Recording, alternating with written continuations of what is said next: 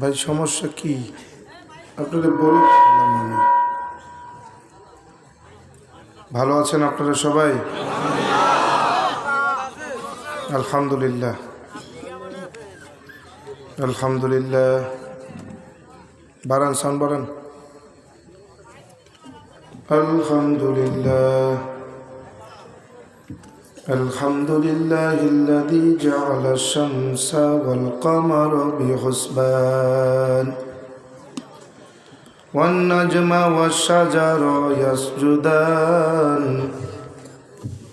ওয়া ফাদ্দালা জামানান আলা জামান কামা ফাদ্দালা মাকানান আলা মাকান وإنسانا على إنسان ونشهد أن لا إله إلا الله وحده لا شريك له لا جد له ولا ند له ولا مثل له ونشهد أن سيدنا وسندنا وحبيبنا وحبيب ربنا وطبيبنا وطبيب قلوبنا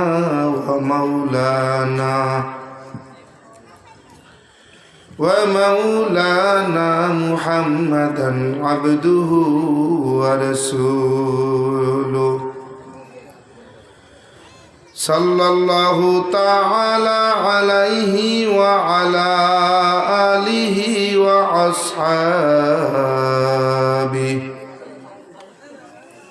وأصحابه وبارك وسلم سلم تسليما كثيرا الذي أرسله الله تعالى بالحق بشيرا ونذيرا وداعيا إلى الله بإذنه وسراجا منيرا أما بعد فأعوذ بالله من الشيطان الرجيم بسم الله الرحمن الرحيم ألف لام ميم ذلك الكتاب لا ريب فيه هدى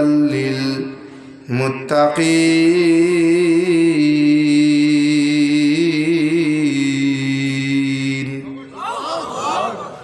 وقال رسول الله صلى الله عليه وآله وسلم خيركم من تعلم القرآن وعلمه وقال رسول الله صلى الله عليه وآله وسلم طلب العلم فريدة على كل مسلم أو كما قال النبي عليه الصلاة والسلام صدق الله مولانا العظيم وصدق رسوله النبي الكريم ونحن على ذلك من الشاهدين والشاكرين والذاكرين والحمد لله رب العالمين اللهم صل على روح محمد في الأرواح وصل على جسد محمد في الأجساد وصل على قلب محمد في القلوب فصل على قبر محمد في القبور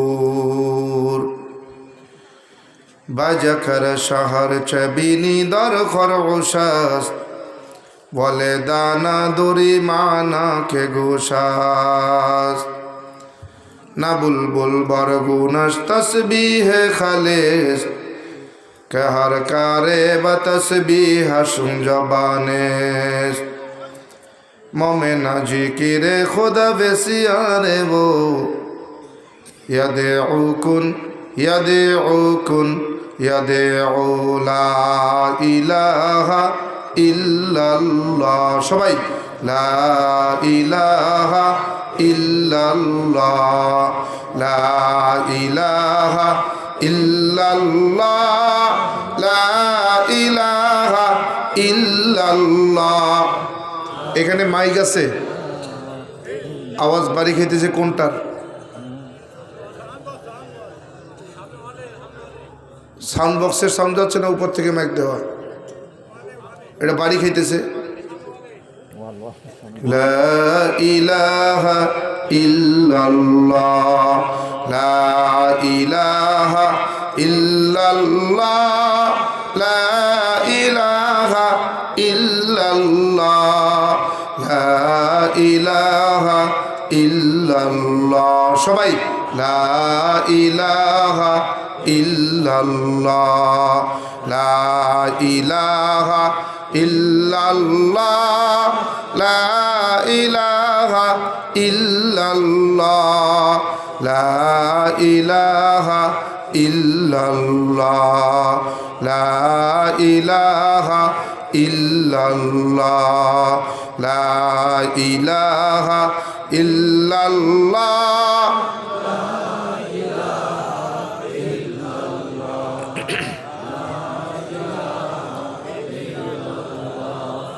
লা ইলাহা ইল্লাল্লাহ সবাই লা ইলাহা ইল্লাল্লাহ লা ইলাহা ইল্লাল্লাহ লা ইলাহা ইল্লাল্লাহ লা ইলাহা ইল্লাল্লাহ লা ইলাহা ইল্লাল্লাহ লা ইলাহা ইল্লাল্লাহ লা ইলাহা ইল্লাল্লাহ লা ইলাহা ইল্লাল্লাহ লা ইলাহা ইল্লাল্লাহ লা ইলাহা ইল্লাল্লাহ মুহাম্মাদুর রাসূলুল্লাহ।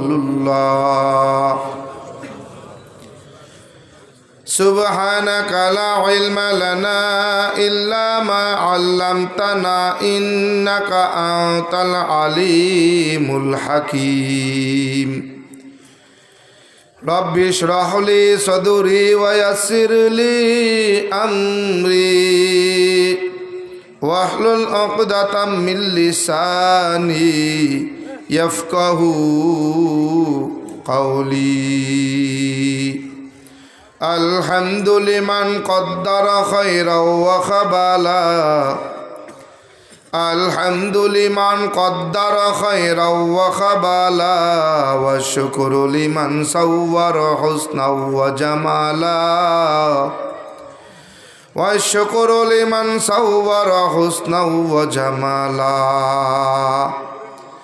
ফারদুন সামাদুন আন সিফাতিল খালকি বারিউন ফারদুন সামাদুন আন সিফাতিল খালকি বারিউন রব্বুন আযালি আন খালাকাল খালক কামালা।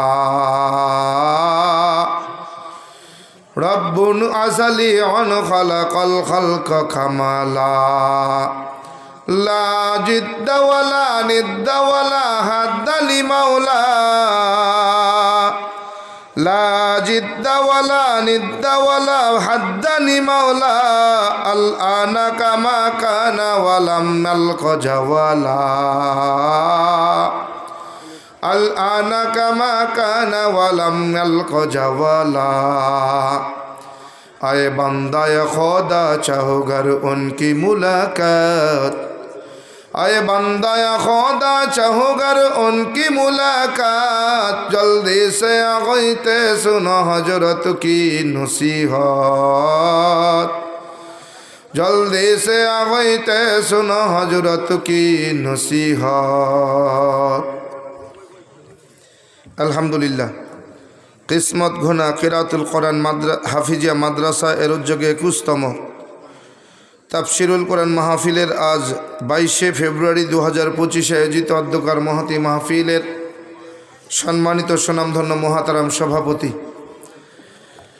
প্রধান অতিথি, বিশেষ অতিথিবৃন্দ, মুহাজ্জাজ মুকাররম জাতির মাথার মুকুট ও রাসাতুল আম্বিয়া হযরত ওলামায়ে কেরাম, আমার সামনে বসা দূর দূরান্ত থেকে আগত আল্লাহ পাকের আশিকিন, জাকিরিন, শাকিরিন, মুহিব্বিন, মুরব্বিনে আজম, কলিজার টুকরা আমার সমবয়সী যুবক বন্ধুগণ, স্নেহের ছোট ভাই, পর্দার আড়ালে অবস্থানরতা, সম্মানিতা, শ্রদ্ধা, শ্রবণরতা আমার মা ও বোনেরা, সৃষ্টির মহান স্রষ্টা দয়াময় রব্বুল আলমিনের দরবারে লাখো কোটি শকর ও সুজুদ যে রব্বে কারিম এ ফিতনা জামানায় কোরআন ও সুন্নাহর ভিত্তিতে সহি তরিকায় দুনিয়ার সমস্ত ব্যস্ততা, সমস্ত প্রকার গুনাহের থেকে আলাদা করে হাজারো মানুষের মাঝখান থেকে যাচাই ছাঁটাই করে মহতি মজলিস, আল্লাহ ওয়ালাদের মজলিস, ওলামায়ে কেরামের মজলিস, জাকিরিন শাকিরিনদের মজলিস, কোরআন সুন্নাহর মজলিস, জান্নাতের টুকরা বাগানে আসবার জন্য, বসবার জন্য, আমি অধম গুনহাগারকে কিছু বলবার জন্য, আমাদেরকে বসে শুনবার জন্য কবুল আর মঞ্জুর করেছেন।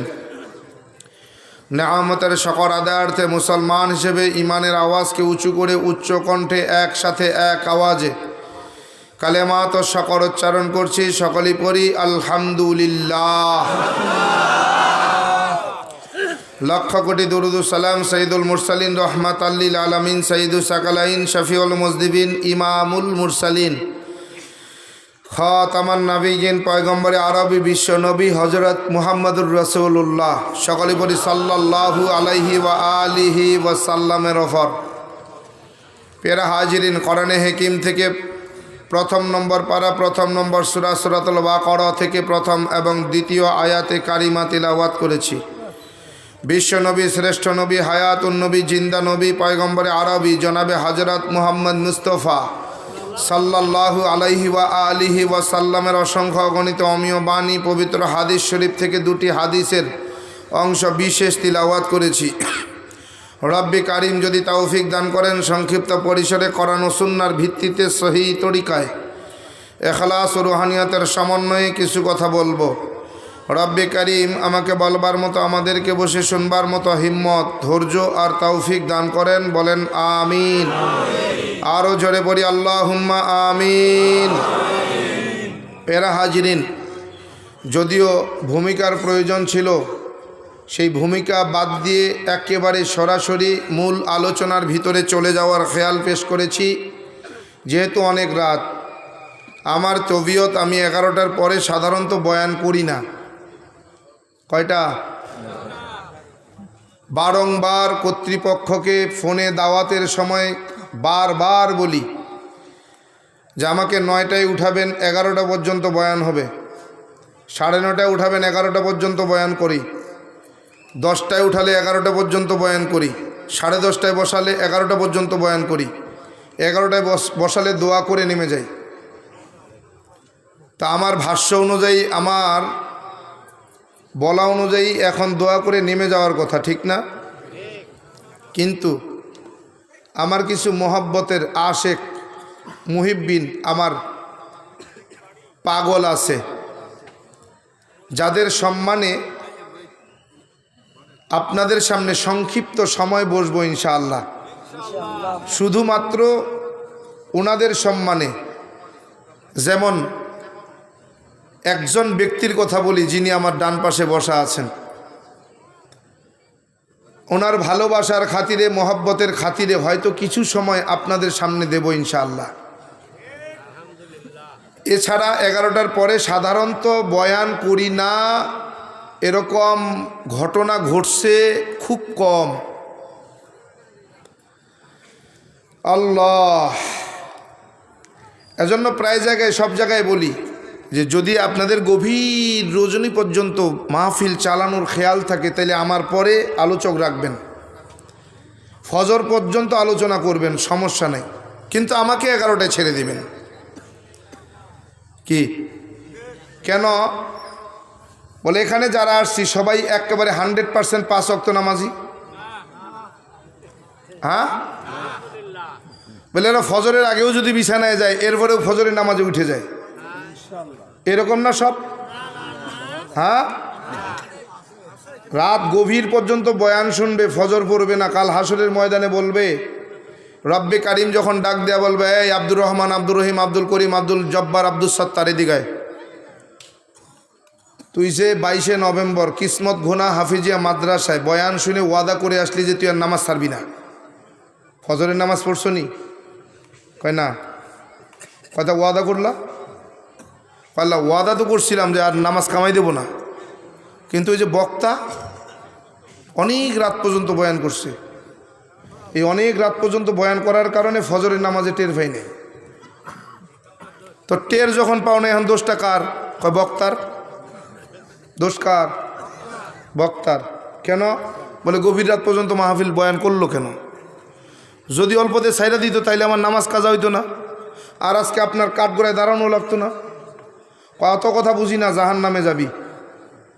কয় আল্লাহ, নামাজ না পড়ার কারণে যদি জাহান নামে যেতে হয় তাহলে ওই বক্তারে ছাড়া আমি জাহান নামে যাব না। কাহিনীটা কি? কয় আল্লাহ, ওই বক্তার কারণেই তো নামাজ কাজা হয়েছে। কি কথা কয় না?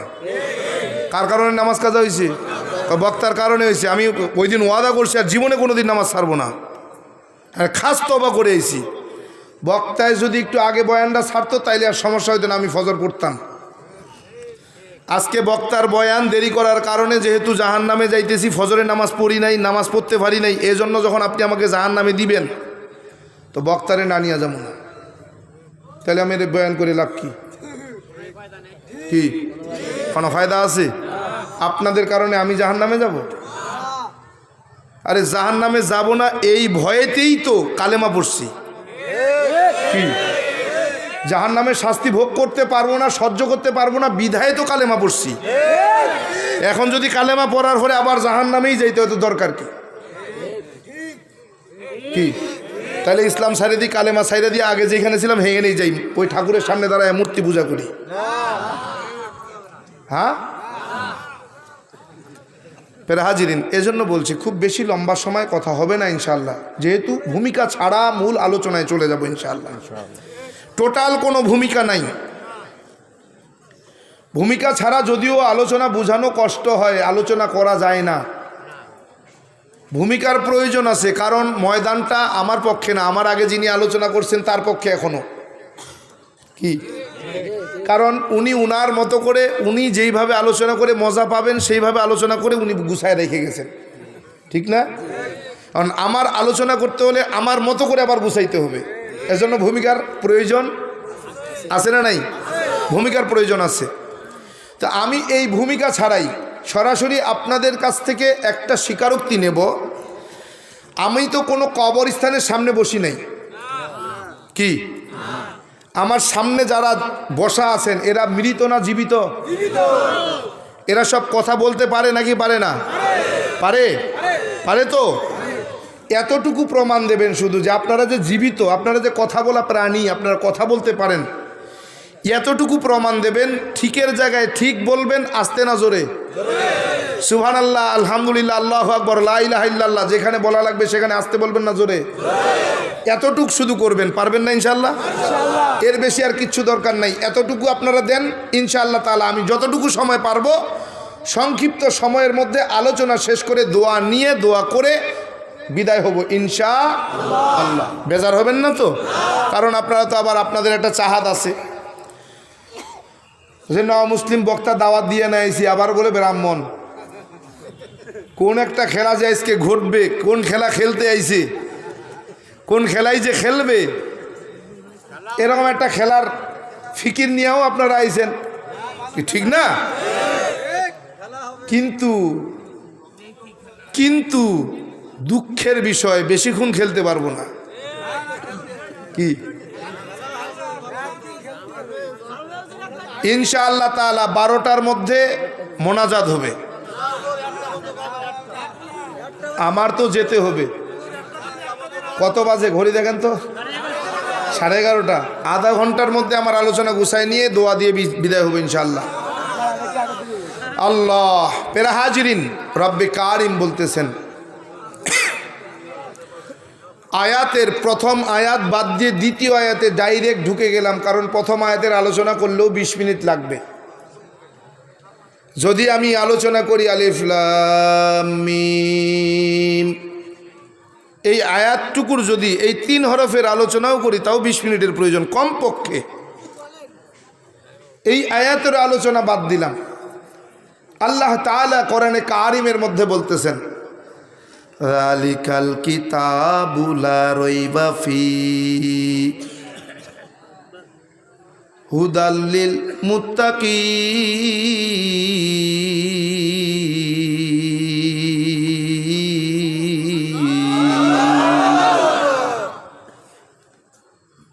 আল্লাহ তাআলা বলেন, যালিকাল কিতাব, এটা এমন একটা মহাগ্রন্থ, লা রাইবা ফি, যার মধ্যে কোনো ভুল নাই, সন্দেহ নাই, হুদাল লিল মুত্তাকিন, পরহেজগারদের জন্য এই মহাগ্রন্থ পথ প্রদর্শনকারী। কাদের জন্য? মুত্তাকি ভালো বুঝি, পরহেজগার বুঝি না, তাই না? পরহেজগার হলো বাংলা ভাষা, মুত্তাকি আরবি ভাষা। অথচ আমরা বাংলাদেশের বাঙালি বাংলা ভাষার জন্যই জীবন দিয়েছি, রক্ত দিয়েছি, ইজ্জত সম্মান হারিয়েছি। কথা বলেন। কিন্তু আমরা বাংলা ভাষা বুঝি না। ইউনিভার্সিটির সামনে যায় রিক্সাওয়ালারে কই, ভাই বিশ্ববিদ্যালয়ে যাবেনি? কয় না হুজুর, যাইতাম না। কোথায় দাঁড়ায় কইছি? ইউনিভার্সিটির সামনে দাঁড়ায় কইছি কি যে ভাই বিশ্ববিদ্যালয়ে যাইবেনি? কয় না, যাইতাম না। কারে? কয় হুজুর অনেক দূর, আমি চিনি না। আরেক রিক্সাওয়ালারে কয়, ভাই ইউনিভার্সিটিতে যাবানি? কয় যামু না। মানে ইউনিভার্সিটির ভাড়াই তো মারি। কি একজনে কইছে কি, কয় বিশ্ববিদ্যালয় চিনি না। আরেকজনে কয় না মিয়া, ইউনিভার্সিটি ভাড়া মারার জন্যই তো বইয়া রইছি। মানে কি, কোনটা চিনছে? বাংলা না ইংরেজি? চিন্তা করছেন। অথচ আমরা বাঙালি, বাংলা ভাষার জন্যই রক্ত দিছি। আমরা বাংলা ভাষা চিনি না। বাড়িতে যদি কুটুম আসে, মেহমান আসেনি, বাচ্চারে ডাক দেয়, কয় আব্দুর রহমান, আব্দুর রহিম, এই চেয়ারটা দে, চেয়ারটা দে। কয়নি? কয়। আসলে কি চেয়ারের নাম চেয়ার নাকি? কেদারা। কয়জনে চেনে? কয়জনে চেনে নাম কেদারা?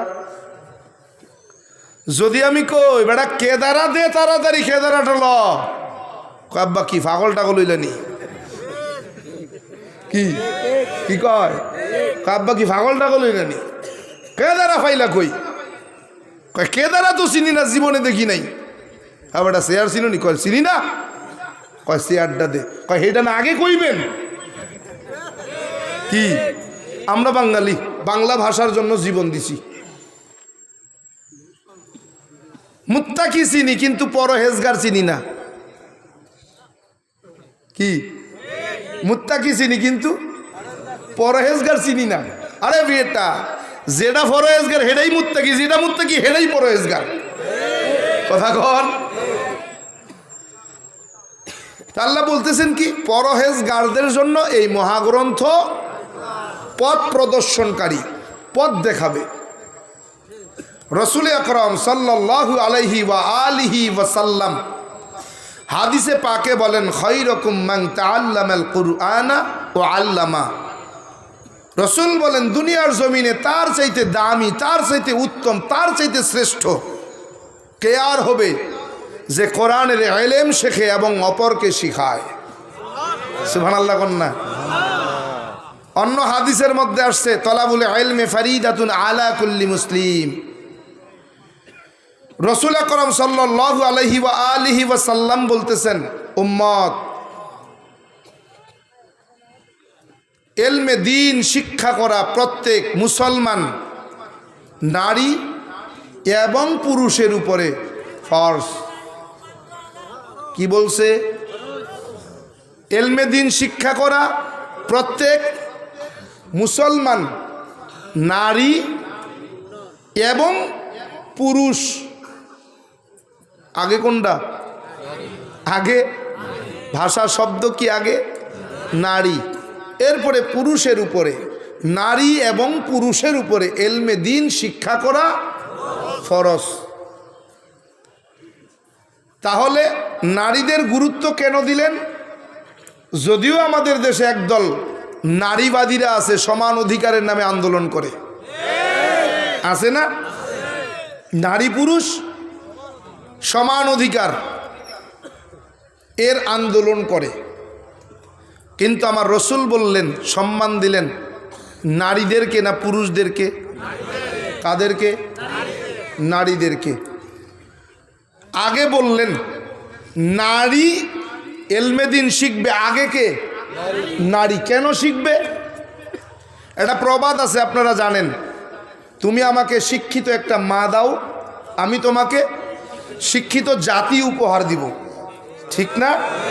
তার মানে কি, শিক্ষিত জাতি পাইতে হলে শিক্ষিত কি লাগবে? নাকি বাবা? কার কথা বলছে? মার কথা বলছে। ইসলামও ঠিক তাই বলছে, কিন্তু একটু ভিন্ন। কেমন? বলে রসুল বলেন প্রত্যেক মুসলমান নারী এবং পুরুষের উপরে এলমে দিন শিক্ষা করা ফরজ। কেন? ইসলাম বলে তুমি আমাকে সুশিক্ষিত একটা মা দাও। কি দাও? সুশিক্ষিত। কি শিক্ষিত? শুধু শিক্ষিত না, সুশিক্ষিত একটা মা দাও, আমি তোমাকে সুশিক্ষিত একটা জাতি দেব। কি? সু আছে আর নাই, দুইটার মধ্যে পার্থক্য কি? বলে শিক্ষা অর্জন করা যায় স্কুল কলেজ ভার্সিটিতে, স্কুল কলেজ ভার্সিটির থেকে সুশিক্ষা অর্জন করা যায় না। কি? যদি স্কুল কলেজ ভার্সিটির থেকে সুশিক্ষা অর্জন করা যাইতো, তাইলে বাংলাদেশের জমিনে বৃদ্ধাশ্রমের প্রয়োজন হতো না। কথা বলেন না কেন? তার মানে স্কুল কলেজ ভার্সিটির থেকে সুশিক্ষা অর্জন করা যায় না, ওখান থেকে শিক্ষা অর্জন করা যায়। এই শিক্ষা কখনো সুশিক্ষা হয় না, এই শিক্ষা কখনো বৃদ্ধাশ্রম থেকে বাবা মাকে বের করে না, বরং এই শিক্ষা বাবা মাকে বৃদ্ধাশ্রমে পাঠায়। আর সুশিক্ষা অর্জন করতে হলে মক্তব আর মাদ্রাসা লাগে। মক্তব আর মাদ্রাসা ছাড়া সুশিক্ষা অর্জন করা যায় না। যখন সন্তান সুশিক্ষায় শিক্ষিত হয়, তখন বাবা মার জন্য বৃদ্ধাশ্রমের প্রয়োজন হয় না, সেই বাবা মায়ের বৃদ্ধাশ্রম হয় তার নিজের ঘরে। কথা বলেন? আজ পর্যন্ত দেখছেন নাকি কোনো মাদ্রাসায় পড়ুয়া হুজুরের বাবা মা, মাদ্রাসায় পড়ুয়া মেয়ের বাবা মা বৃদ্ধাশ্রমে রাখছে? আমার নজরে আমি এখনো পাই নাই। কেন? বলে এই মাদ্রাসায় যারা পড়ে হুজুর হইছে, হুজুরনি হইছে, এরা সব সুশিক্ষিত। কথা বলেন? এরা সব কি? সুশিক্ষিত। এরা শিক্ষিত না, সুশিক্ষিত। আর স্কুল কলেজ ভার্সিটিতে যারা লেখাপড়া করে শিক্ষিত হইছে, তারা কি? তারা শুধু কি? শিক্ষিত। এই শিক্ষা আর সুশিক্ষার মধ্যে পার্থক্য হলো, সুশিক্ষা অর্জন করার জন্য মক্তব আর মাদ্রাসার প্রয়োজন হয়, শিক্ষা অর্জন করার জন্য মক্তব আর মাদ্রাসার প্রয়োজন হয় না, স্কুল কলেজ ভার্সিটিতে হয়। কি? এজন্য শিক্ষিত মা নয়, বলে তুমি আমাকে সুশিক্ষিত একটা মা দাও, আমি তোমাকে সুশিক্ষিত একটা জাতি উপহার দিব। কেন? বলে মা হলো সন্তানের প্রাথমিক শিক্ষা। কি? প্রাথমিক শিক্ষা কেন্দ্র। প্রাথমিক শিক্ষা কেন্দ্র কে? মা।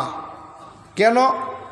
বলে মা রান্নাঘরে চুলার পাশে বসে সন্তানকে যেই শিক্ষা দেবে সন্তান সেই শিক্ষাই নেবে। কথা বলেন। মা যদি নামাজি হয় সন্তানকে নামাজ শিখানোর প্রয়োজন হবে না, সন্তান এমনি নামাজি হবে। মা যদি পর্দাওয়ালা হয় সন্তানকে পর্দা শিখাতে হবে না, বরং সন্তান মা থেকেই পর্দাওয়ালা হয়ে যাবে। কি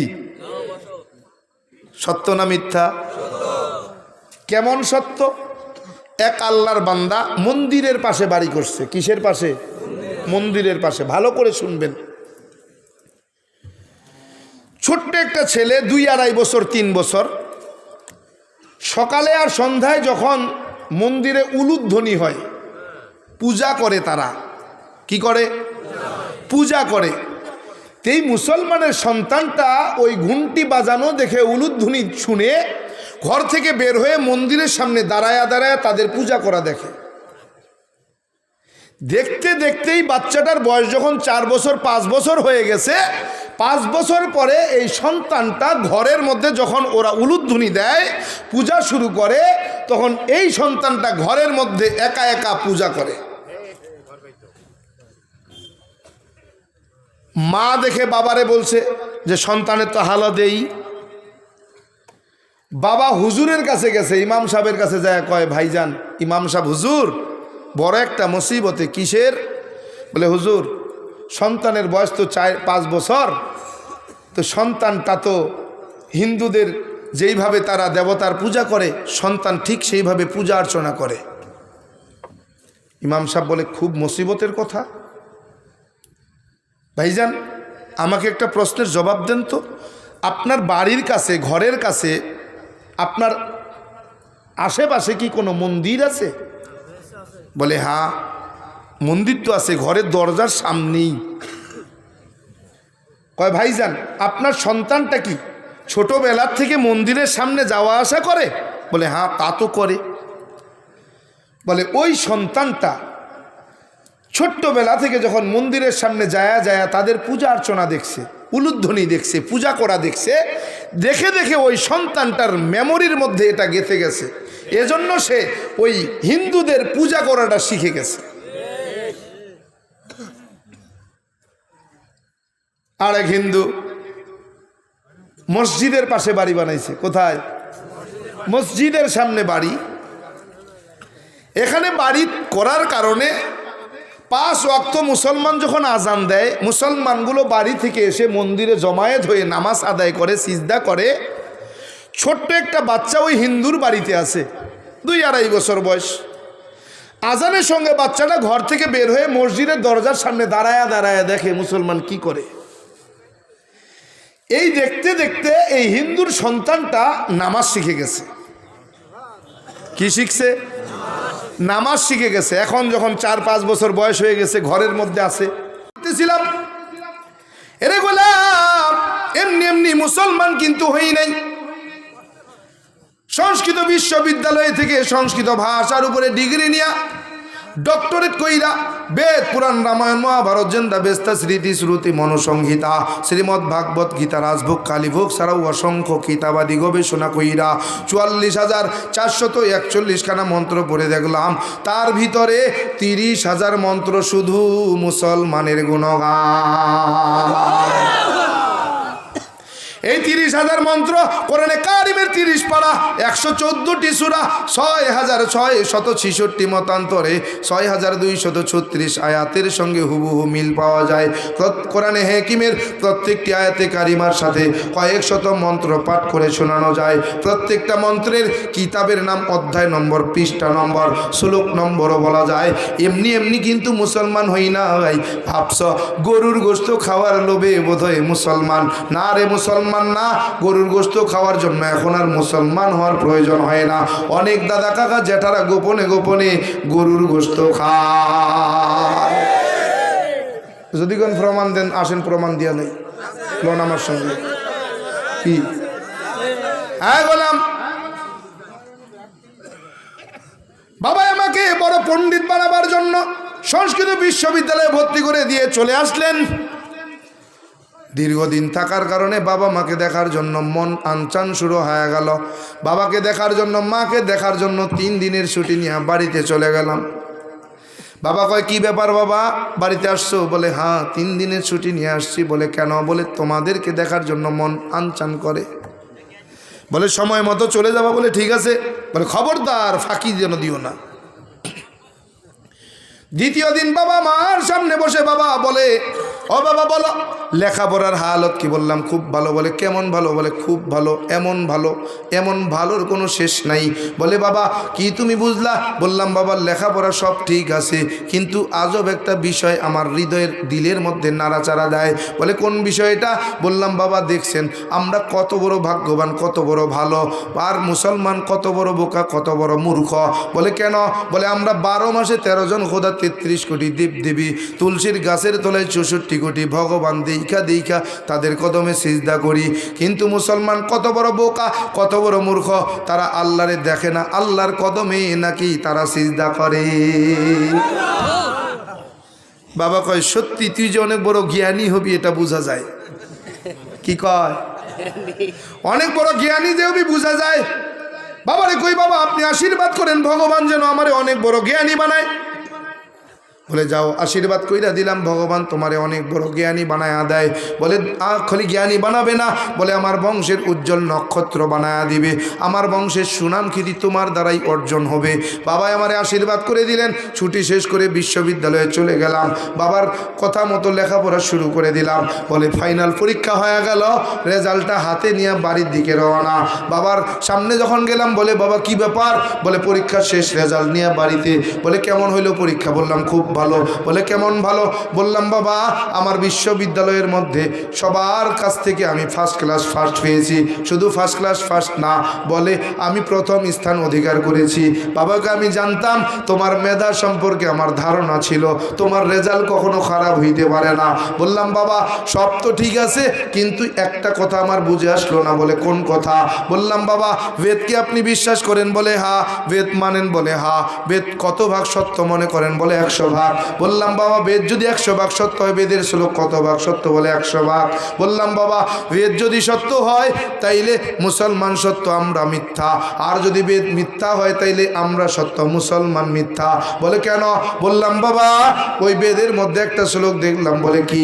বলে না তস্য প্রতিমাস্তে। বলে অর্থ কি? বলে আমি সৃষ্টিকর্তার কোনো প্রতিমূর্তি নাই, প্রতিছবি নাই, আকার নাই, আকৃতি নাই, দেখা যায় না, ধরা যায় না, ছোঁয়া যায় না, লাল নীল হলুদ না সবুজ তা অনুভবও করা যায় না। ও বাবা জানতে চাই তাইলে 12 মাসে 13 জন খোদা, 33 কোটি দেব দেবী, তুলসীর গাছের তলায় 64 কোটি ভগবান, তারা কারা? বলে জানি না। কি কইছে? জানি না। জানেন না তো মানেন কেন? বলে বাপ দাদা পূর্বপুরুষ মানছে, না মাইনাও তো পারি না। কারা মানছে? দলিল কি? বাপ দাদা। চিন্তা করছেন কত বড় বোকা, কত বড় মূর্খ।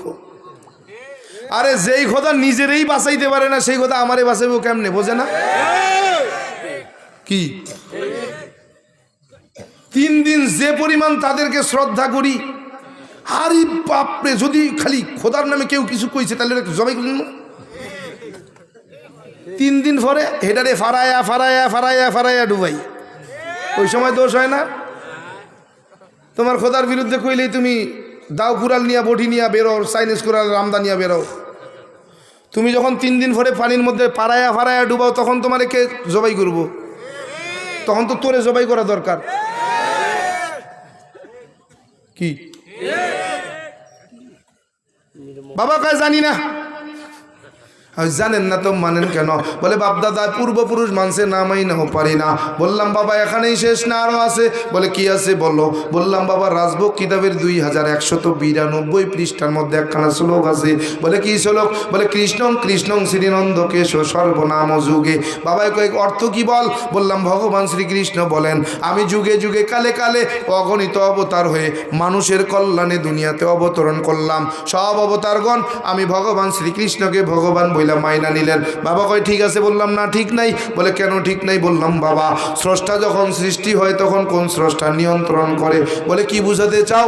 বললাম বাবা ওই স্রষ্টা ছিলেন শ্রীকৃষ্ণ, ও মানুষের কল্যাণে হলেন সৃষ্টি। বলে পূর্ব আকাশে সূর্য হয়ে ঝুলে গেলেন, ওই সূর্য দেবতাকে কোন স্রষ্টা নিয়ন্ত্রণ করেছেন? বলে শ্রীকৃষ্ণ। বললাম মানি না। বলে কেন? বললাম বাবা শ্রীকৃষ্ণ ছিলেন তো স্রষ্টা, মানুষের কল্যাণে হলেন সৃষ্টি, পূর্ব আকাশে সূর্য হয়ে ঝুলে গেলেন, ওই সূর্য দেবতাকে কোন স্রষ্টা নিয়ন্ত্রণ করেন? কয় কে? শ্রীকৃষ্ণ। না না না। বলে কেন? বলে স্রষ্টা যখন সৃষ্টি হয় কোনো পাওয়ার থাকে না। বলে তাইলে কি বোঝাতে চাও? বললাম বাবা স্রষ্টা যখন সৃষ্টি হয় ওই সৃষ্টিকে যিনি নিয়ন্ত্রণ করেন তিনি আর কেউ নয়, তিনি হলেন মুসলমানের আল্লাহ। বাবা কয় বুঝো না কেন? যে আল্লাহ সেই তো ভগবান। যে আল্লাহ ঠিক।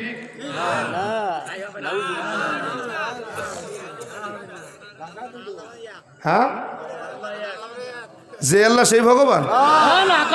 ফতোয়া ফতোয়া যদি কোনো মুসলমান কয় যে আল্লাহ সেই ভগবান, ফতোয়া দিয়া গেলাম বিনা যুক্তিতে, বিনা তর্কে, বিনা দলিলে, তুই বেঈমান।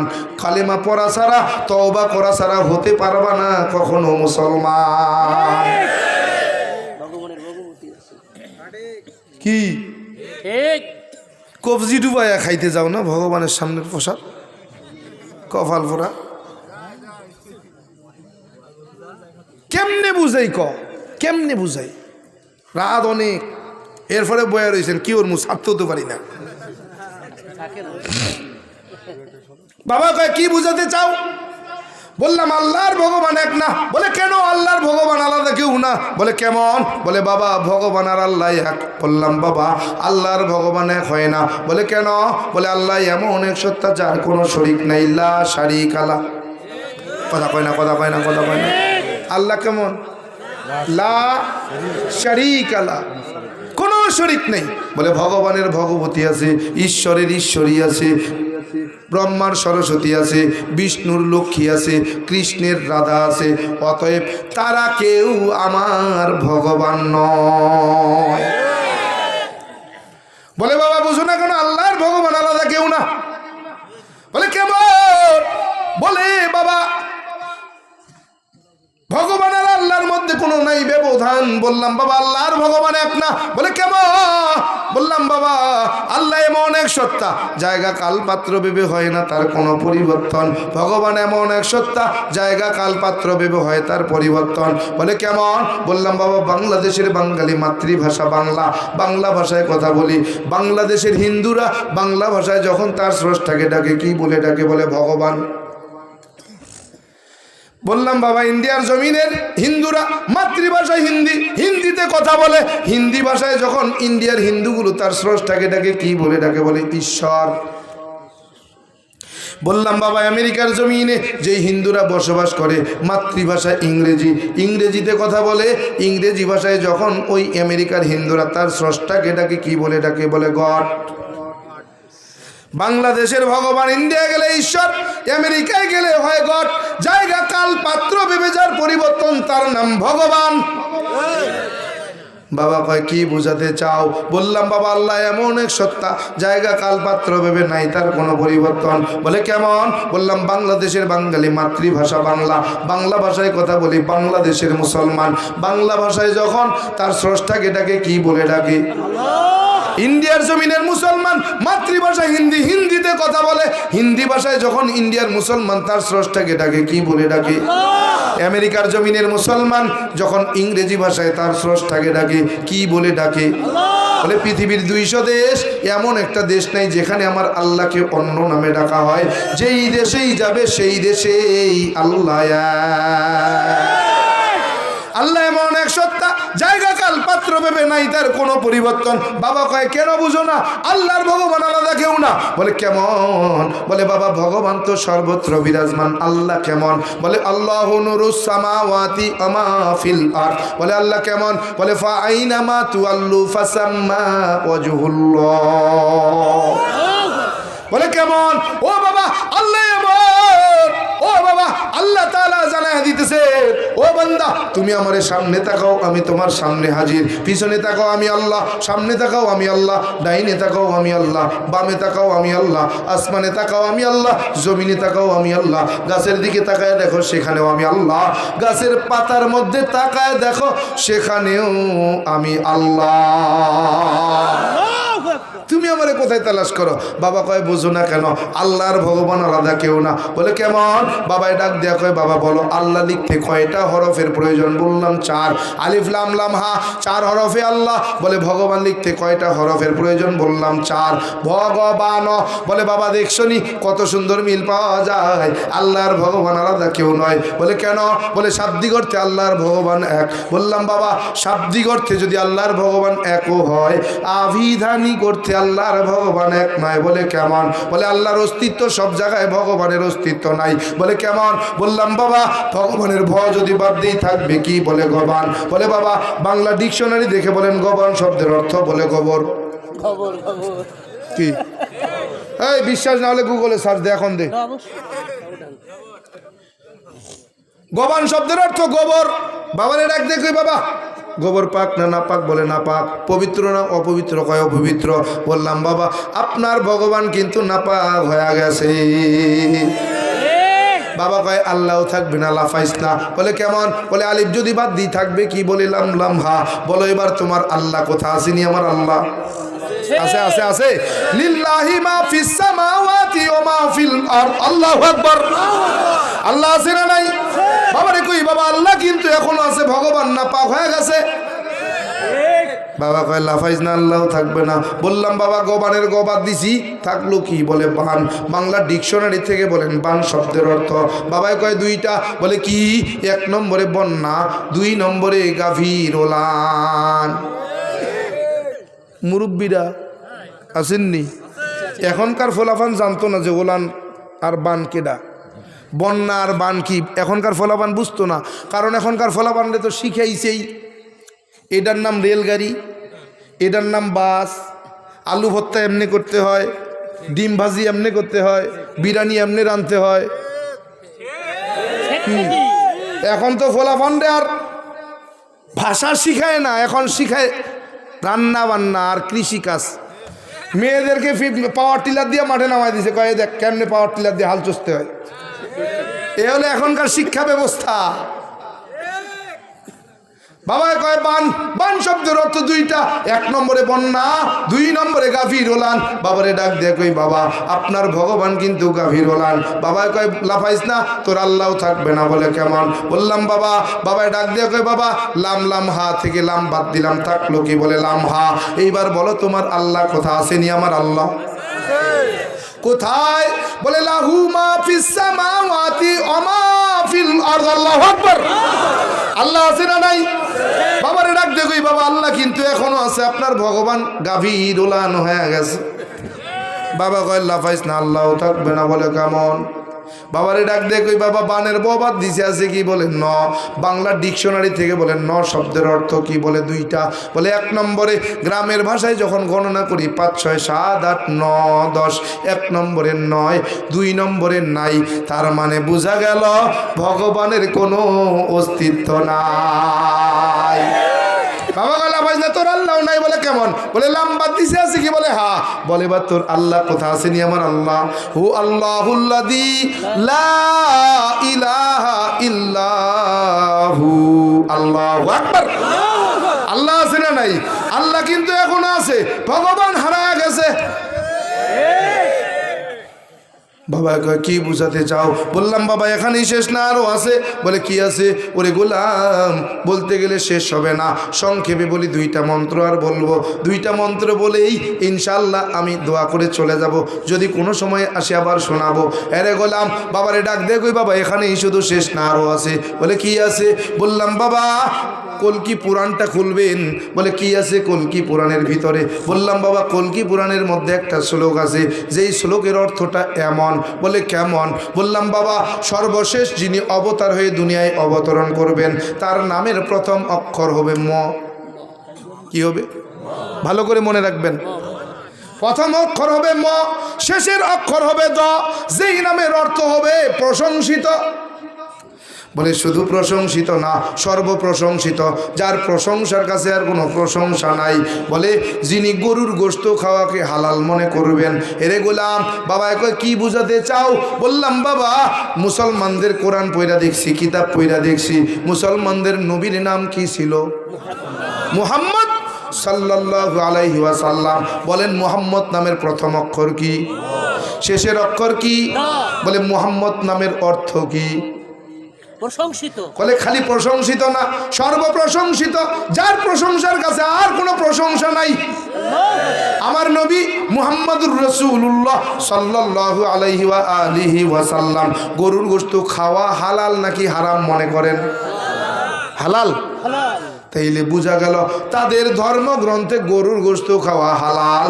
এইবার দাদা কাকা জ্যাঠারা যারা শুনছেন, আপনাদেরকে চ্যালেঞ্জ দেয়া গেলাম, বলেন আপনার ধর্মে গরুর গোশত খাওয়া যে হালাল, এটা যদি আপনি মিথ্যা প্রমাণ করে দিতে পারেন, কথা দিলাম আমি আপনার পূর্বের ধর্মে ফিরে যাব।